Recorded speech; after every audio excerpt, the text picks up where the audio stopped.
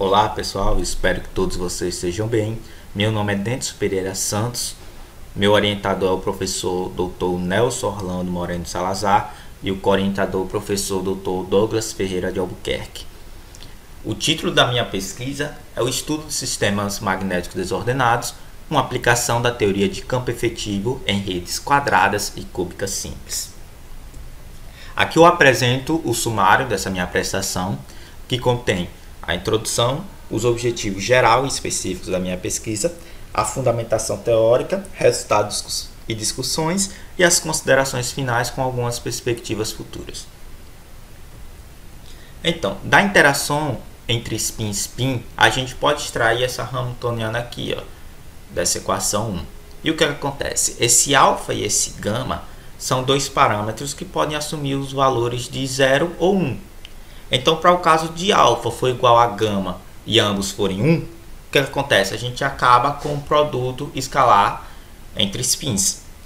E esse é o modelo, é conhecido como modelo de Heisenberg. Para o caso de alfa igual a 1 e gama igual a 0, a gente fica apenas com as coordenadas x e y. E é isso que dá nome a esse modelo, que é conhecido como modelo XY. Também conhecido como planar, né? Porque lembra um plano. E para o caso de alfa igual a 0 e gama igual a 1, a gente tem uma forte anisotropia no nosso sistema. E assim é caracterizado o chamado modelo de Ising, que é dado por essa equação 2 aqui. E é ele que a gente vai utilizar aqui nesse trabalho. Então, com isso, eu apresento os objetivos da minha pesquisa, que é o quê? Aplicar o modelo de Ising e, consequentemente, a gente vai obter algumas propriedades termodinâmicas. E a gente vai analisar, comparar também com os resultados publicados aí pela comunidade científica. Aqui eu apresento também o objetivo específico, que é o que? A gente vai criar rotinas computacionais para auxiliar nesse desenvolvimento analítico dessa pesquisa. Então, aqui eu dou início à fundamentação teórica, onde eu começo falando sobre teoria de campo efetivo. O que acontece? A teoria de campo efetivo também ela é conhecida como EFT, da sigla para o inglês de Effective Field Theory. E ela foi desenvolvida lá no final da década de 70 por Hamuri e Kaneoshi. E ela consiste mais ou menos de quê? Imagine que eu tenho um sistema de, sei lá, N partículas interagentes, onde eu vou separar um grupo de partículas que eu chamo de aglomerado, também chamo de cluster, e todas as outras partículas que não pertencem a esse aglomerado, eu estou chamando de ômega'. Então o que acontece? A Hamiltoniana do meu sistema, lembrando que aqui é a Hamiltoniana reduzida, pessoal, ela vai ser a soma da Hamiltoniana do meu aglomerado mais a do meu não aglomerado. E utilizando também o exame canônico da mecânica estatística, imagine que a média de uma função que depende das variáveis de spin, que é esse f aqui que eu estou representando, a média térmica dela é dada por essa equação 3 aqui. Então o que a gente faz? A gente aplica a nossa Hamiltoniana, que é a soma de outras duas Hamiltonianas, né? A gente utiliza o fato de que aqui é a hipótese principal desse trabalho, que é o quê? A Hamiltoniana do meu aglomerado e a do meu não aglomerado, eles têm que comutar. Que o que acontece? Aí a nossa exponencial vai fazer o quê? Vai virar um produto de exponenciais e o operador traço também vai virar um produto. Ou seja, primeiro eu aplico o traço do meu aglomerado e depois eu aplico o traço do meu não aglomerado. Isso facilita bastante no desenvolvimento analítico. Então, feito isso, a gente faz algumas manipulações matemáticas para cá, outras para lá, e a gente acaba encontrando essa equação 4 aqui. E é ela que a gente vai utilizar. Imagine que a gente tem isso aqui, ó. Essas duas figuras, eu estou representando os aglomerados de spin. A figura da esquerda, nesse caso dessa rede quadrada aqui, seria aglomerados de 1 spin, que está representado por esse sigma 1 aqui de vermelho. Então, esse spin central seria o spin do meu aglomerado. E ele tem 4 vizinhos próximos. Então, a Hamiltoniana desse sistema vai ser o quê? Vai ser simplesmente a Hamiltoniana de Ising. Já para aglomerados de 2 spin, pode ser como exemplo essa figura da direita aqui. Onde a Hamiltoniana desse sistema vai ser dada por essa segunda equação aqui. Onde essa primeira soma é o quê? São os primeiros vizinhos, são as interações dos primeiros vizinhos com o meu spin sigma 1. Do meu aglomerado, e essa segunda soma aqui é a interação entre esses outros vizinhos aqui, esses primeiros vizinhos do meu spin sigma 2. E quem é esse primeiro termo aqui? É a interação entre os spins do meu aglomerado. Nesse caso foram 2. Então a gente acaba aplicando isso àquela equação da média do isocanônico que a gente encontrou. E assim a gente obtém a magnetização, né? A média dos spins. Então tá aqui, M1 eu estou chamando de magnetização de aglomerados de 1 spin. E M2 é a magnetização para aglomerados de 2 spin. Ela acaba assumindo essa forma. Então a gente aplica o operador traço, né? Sabendo que as variáveis de spin para esse modelo aqui, elas podem assumir o valor de mais ou menos 1. Então acaba ficando essas duas equações aqui. E pode ver que a gente pode colocar ambas em termos de funções hiperbólicas, né? Imagine, nesse caso aqui, nesse primeiro caso de M1, a gente sabe que em cima fica 2 vezes seno hiperbólico, embaixo fica 2 vezes cosseno hiperbólico. Então, cancelando 2, a gente pode ficar com quem? Com tangente hiperbólica. Para M2 também vai ser a mesma coisa. Ela fica dessa forma aqui. Porém, o que acontece, pessoal? Qual o problema disso aqui? A gente ficou com a média térmica de funções hiperbólicas que tem como argumento uma soma de variáveis de spin. Então, realmente não é um negócio fácil de desenvolver na mão, né? Então, a gente precisa atribuir a outras técnicas esse nosso desenvolvimento aqui. Uma dessas técnicas é a chamada técnica do operador diferencial. O que é que consiste essa técnica, na verdade? A gente faz expansões. A gente faz expansão da função exponencial, de uma outra função geral, que eu estou chamando de um G aí, ou de um H também, para o caso de duas variáveis. E aí a gente faz essas expansões e a gente consegue encontrar uma relação para essas duas equações. Essas relações são essa equação 7 e a equação 8. Imagine, essa equação 7, ó, a gente vai utilizar ela nessa equação 5. Imagine que o G é a função tangente hiperbólico, o lambda é o soma. Então, a média disso vai virar a média de quê? Da exponencial, da soma, com o operador diferencial. Por isso o nome da técnica é uma derivada. E vezes quem? Isso tudo aplicado na minha tangente hiperbólica, porém agora de quem? De um x. E é isso que facilita a coisa. Por quê? Porque como a função hiperbólica, as funções hiperbólicas, na verdade, né, elas estão dependendo de um x ou de um x e um y, elas saem da nossa média, já que aqui é uma média térmica que a gente está fazendo. Então, veja, está aqui como ficaram as duas equações, e a f e a g são as conhecidas funções geradoras. A f é a função geradora para aglomerados de apenas 1 spin, e a g é a função geradora para aglomerados de 2 spin. Outra coisa também que deve se lembrar, pessoal, é que a exponencial de uma soma pode ser representada como produto de exponenciais, né? É isso que a gente fez aqui na equação 9 e na equação 10. Outra coisa também que a gente pode fazer é utilizar a identidade de Van der Waals, que é essa aqui, dada por essa equação 11. Então, a gente aplica, imagine, aqui eu estou pegando um caso isolado da magnetização de apenas um spin. Então, ela fica com essa equação 12 aqui. E aqui, pessoal, a gente pode fazer uma boa análise do que está acontecendo. Porque imagine, a gente vai ter a função cosseno e seno hiperbólica aplicada na nossa função tangente hiperbólica, que é essa f aqui. Então a gente pode fazer esse estudo para ver o que é que vai acontecer a gente aplicando ela. Veja, cosseno hiperbólico a gente pode representar ele como exponenciais. Essa equação aqui. Então a gente faz a distribuição com a tangente hiperbólica, essa segunda linha aqui. A gente aplica o operador diferencial e a gente vê que isso aqui dá quanto? Dá zero. Por quê? Porque a tangente hiperbólica se comporta como uma função ímpar. Da mesma forma, fazendo por seno, a gente obtém um valor não nulo. Então, o que acontece? Aqui entra uma generalização, né, feita pelo Albuquerque, o Alves e o Arruda, que é o quê?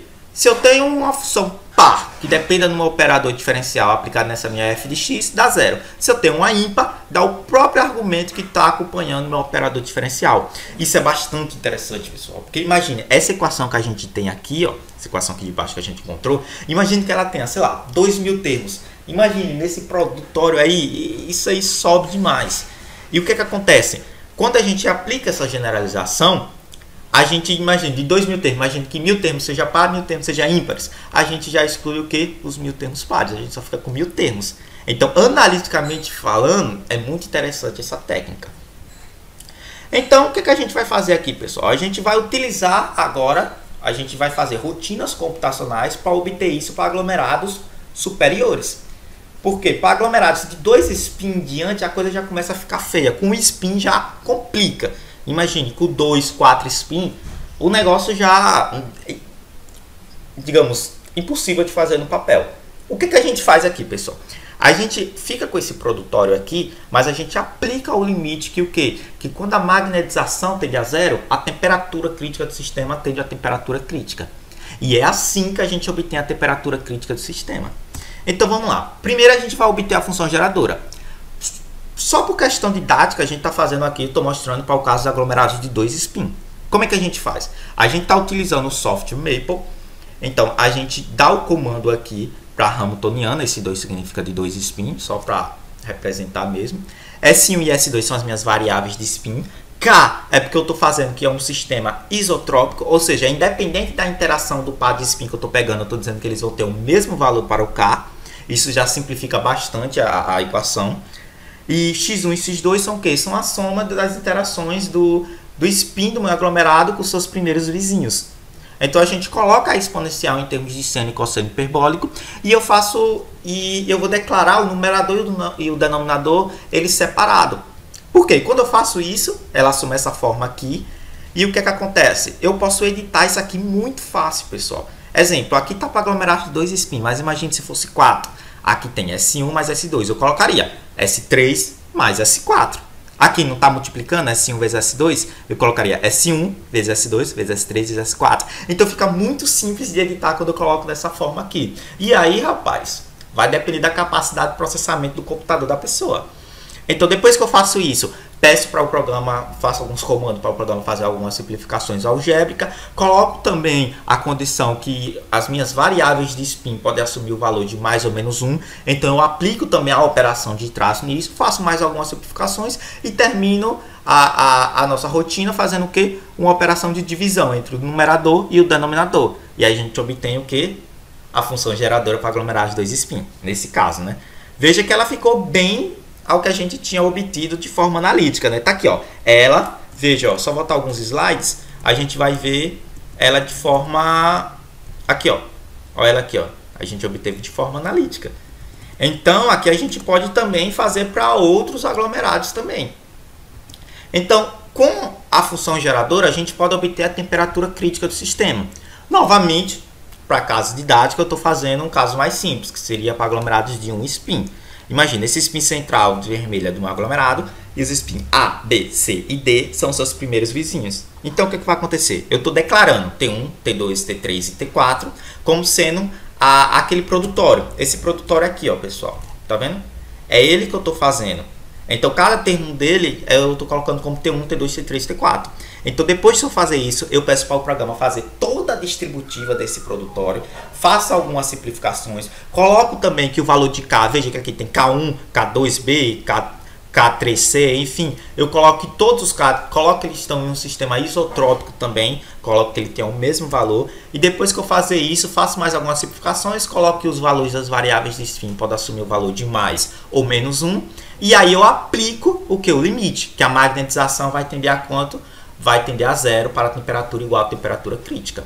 Quando eu faço isso, fica uma equação desse tipo aqui, pessoal. É claro que aqui foi por causa das nossas notações que a gente está utilizando, mas enfim, o que importa é o conceito em si. E quando a gente faz isso, o que a gente faz posteriormente? A gente pede um gráfico dela. Para que o gráfico? Nesse método que eu estou utilizando aqui, eu vou utilizar a ferramenta Xsolve do Maple. Então eu peço para ele plotar um gráfico para eu ver mais ou menos onde vai ficar a raiz, para eu dar um chute inicial, pessoal. Que é para ele não se perder posteriormente.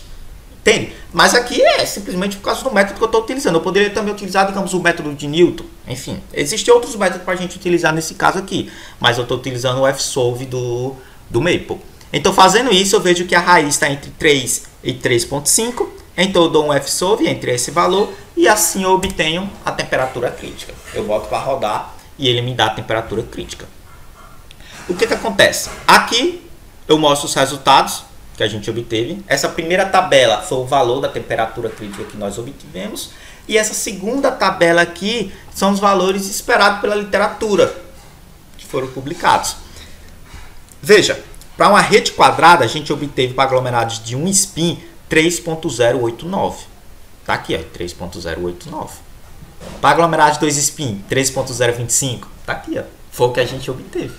Para rede cúbica simples de aglomerado em spin, 5.073. Tá aqui, ó, 5.073. Aglomerados 2 spin 5.039, exatamente o que a gente obteve. E nós fomos além, a gente fez também para rede quadrada e rede cúbica simples para aglomerados de 4 spin. A gente obteve a temperatura crítica do sistema também. E o que aconteceu? A gente não encontrou outros resultados aí na literatura. A gente encontrou, é claro, tem dissertações, tem teses, tem artigos de um método gigantesco de matrizes que extrai propriedades, características do sistema, mas enfim, chegar no final e dizer, ó, a temperatura crítica para uma rede tal do aglomerado de 4 spin é essa. Ele não chega, não diz no final. Então, acabou que de referência que eu tinha seria o trabalho do meu próprio orientador, o do Douglas Ferreira de Albuquerque, e a gente obteve esses valores aqui, ó, de 2.949 e 4.995 para uma rede cúbica simples. Vejam que ambos estão convergindo para os valores utilizados utilizando métodos exatos. Chegamos então, pessoal, nas considerações finais. Obtivemos bons valores para a temperatura crítica que estão de acordo com a literatura e também estão convergindo para os resultados esperados. Porém, o que acontece? As nossas rotinas computacionais, elas suportam aglomerados, olha, bem mais que isso. Porém, qual foi o problema? Por causa dessa pandemia, enfim, tudo que está acontecendo, eu estou simplesmente limitado ao meu computador, como capacidade de processamento, né, a minha máquina. E o que acontece? Eu tenho certeza que outros computadores melhores poderiam a gente aumentar o tamanho desses aglomerados e aí poderia render boas publicações. Então, quando acabar isso tudo aí, a gente vai botar isso aí para rodar. E aí, pessoal, fica com perspectiva futura do trabalho isso, né? Aumentar o número de aglomerados do cluster. E também outra coisa é que o software Maple não é muito, digamos, acessível a muitas pessoas. Então, o que acontece? A gente pode utilizar também o Octave, passar as rotinas computacionais para o Octave, que sim, o Octave é um programa livre, aí fica muito mais acessível a coisa. Então, fica isso aí também como passos futuros, aí, uma ampliação aí dessa pesquisa. E é isso, pessoal. Eu agradeço aqui ao meu orientador, o Nelson. Eu agradeço também ao Douglas, que foi o meu orientador do mestrado, que foi com ele que eu produzi inicialmente essa pesquisa. Agradeço a todos os presentes, a UFES, a agência financiadora CAPES também, muito obrigado mesmo. Aqui tem as minhas referências utilizadas, caso vocês queiram também dar uma olhada, bastante interessante. E é isso, pessoal. Muito obrigado e até mais.